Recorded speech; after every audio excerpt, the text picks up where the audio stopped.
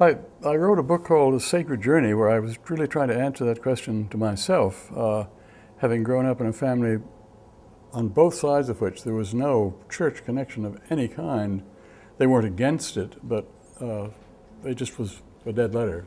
And that was true of my grandparents too. And I thought, how on earth did somebody like me, having grown up in that kind of world, get into this trade?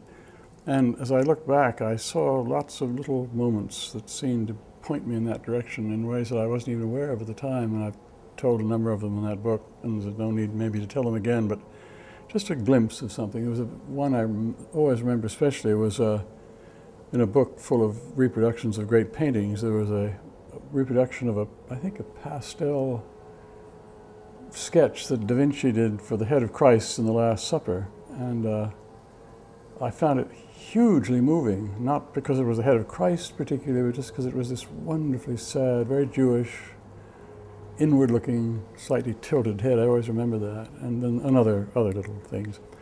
And then how the sort of the climactic moment, these are sort of little pointers, little whispers, little stirrings on the wings of my life. I found myself sort of at loose ends in New York City in whatever year it was that the present Queen of England was crowned. I never can think what that was, but 50-something. And I went to church. I had been going to a church just because it happened to be next door to where I lived and because I had nothing else to do on a Sunday.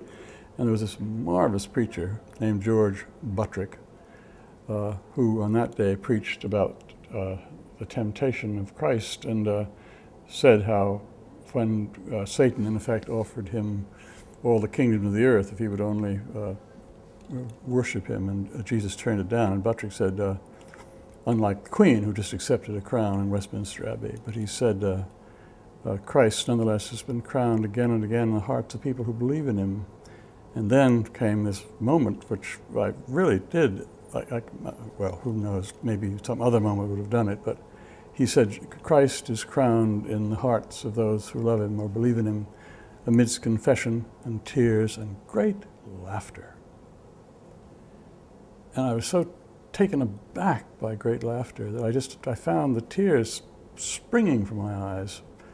And to this day, I really don't know all that that phrase, great laughter, means to me or meant to Buttrick, but it was a key moment, the laughter of incredulity, that it might be true, maybe it's true what they say about him. And if it is, oh, how marvelous it would be.